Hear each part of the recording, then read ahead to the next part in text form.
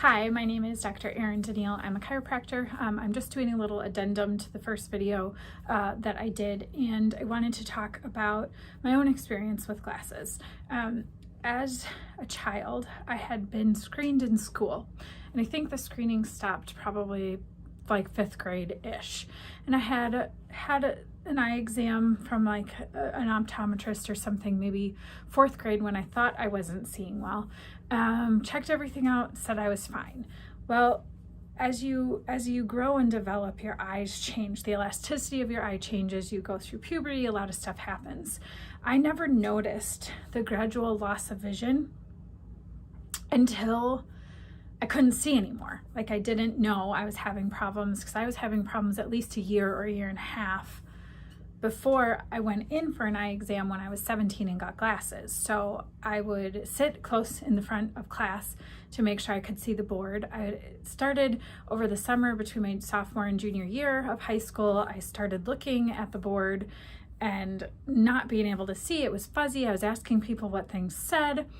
I didn't know or understand until I put my glasses on that leaves had such definition, that the vibrancy of color was supposed to be there.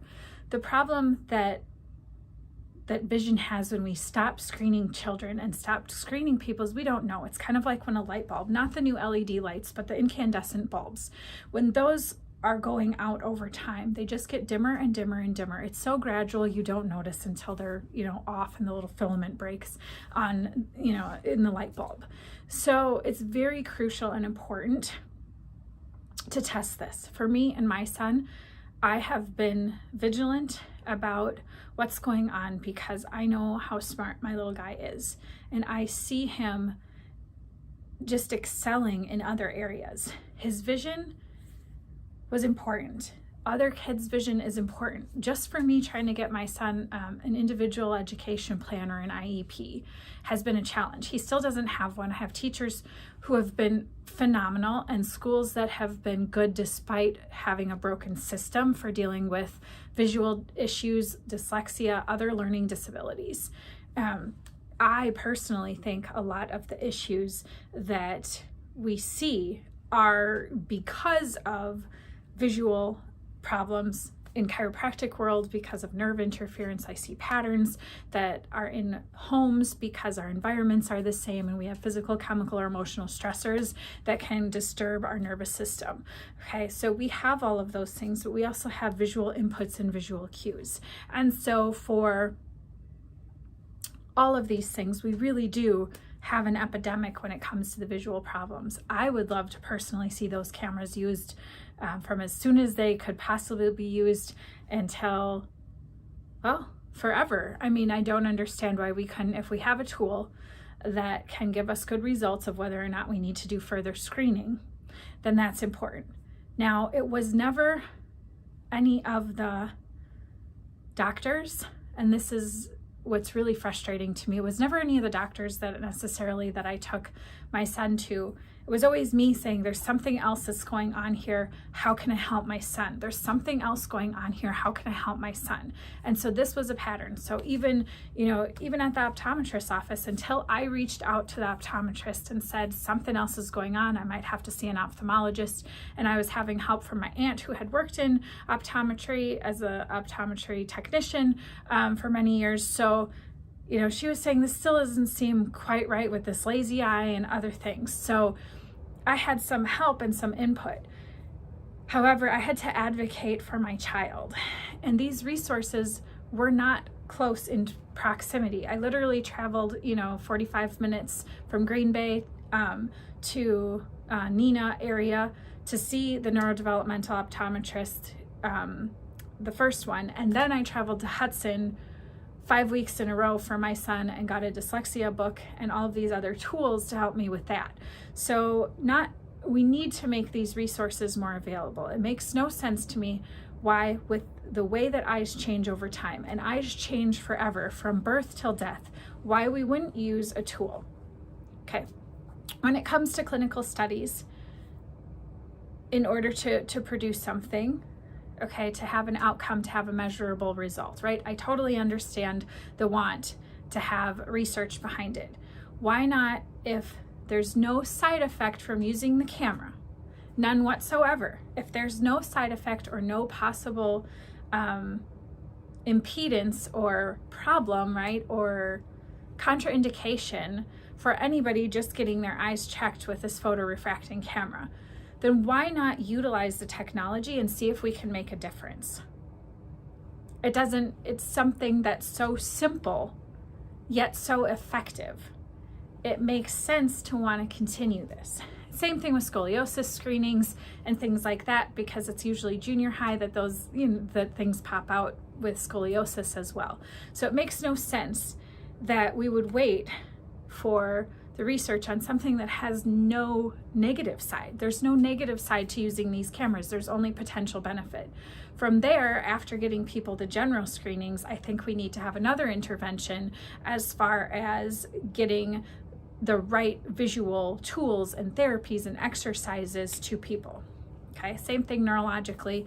The doctor that we saw, Nina, who specialized in traumatic brain injury, those are big deals. I've had concussion patients who, because they hit their head, forgot they hit their head, and we didn't even know what was causing the problem. So there's plenty of tools available and resources. We just need to get them into the hands of kids. This is, it sets their whole future. But all throughout school, these things change. So it would make more sense to me if we actually just started using the cameras and seeing what happens. So the evidence that we have so far is that the cameras are good screening tools at a specific age. Okay, so let's start using them at other ages and start to see. Again, there's nothing that's going to hurt. The broadest place that we have for these cameras would be in the schools, or at well baby checks, or other opportunities could be free screening events. But I'm telling you, the standard traditional Snellen eye chart does not do it. It would not tell you. It doesn't give you a good idea on astigmatism. It doesn't, these are just very gross tests as far as just cursory. We need more of in-depth vision testing because there are so many resources that are available. I get a little heated about it because I watch my own child, and I've watched my sisters, and I've watched myself with visual changes. I've seen all of these things, and it's heartbreaking because there's so much more that we can offer and do, and so many children who could be helped by doing this, that to me it does not make any sense as to why we wouldn't. So I would really love to see more screenings done for health. We talk about healthcare, and our healthcare system is broke. Okay, it's really sick care, it's not healthcare. We talk about early detection versus prevention. Well, we can't always prevent some of these eye things, but we most certainly can early detect it. And if we can early detect it, then it would make the most sense that we, one, do so, and then two, provide the resources and follow up. As far as dyslexia goes, until we went from kindergarten through 5th grade with vision therapy. We did 10 vision therapy sessions, and then we'd go back twice a year for checkups. It took that amount of time to say, hey, there's still something going on. We're not getting the results that we want. And that's with the tools and resources. I'm very thankful and very happy that we were referred to a doctor who specialized in dyslexia. But there are tools available. We can spot these things. It's just a matter of educating, our educational professionals, or single homeschooling, not single homeschooling, but just homeschooling,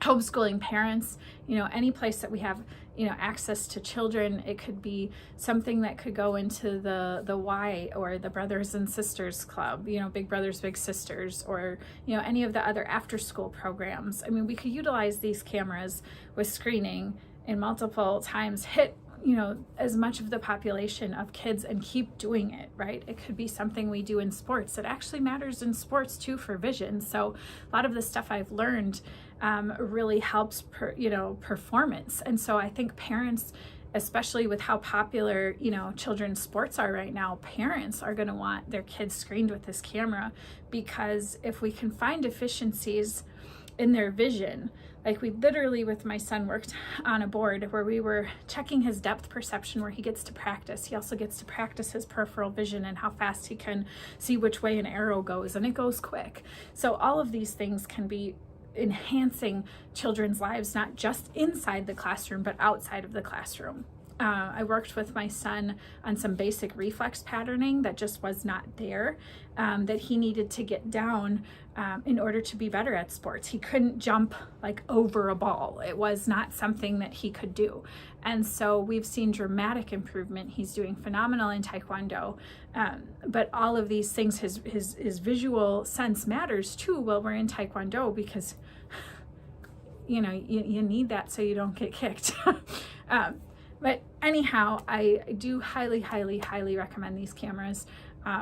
For every age group out there, I would say continue into adulthood, honestly, because it makes no sense why not to. If it is a very quick screening, it doesn't take long to do the test, it has no side effect or adverse reaction, none of those things, then what are we waiting for?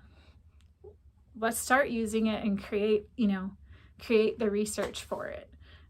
Again, Dr. Erin Danielle, I'm a chiropractor, I'm an author, I am a personal trainer, and am in the process of creating a health and wellness app. So health and wellness and all of this is what I love doing. This is what I love educating on. So that's my chiropractic author speaker sense on those photorefractor cameras. Have a great day.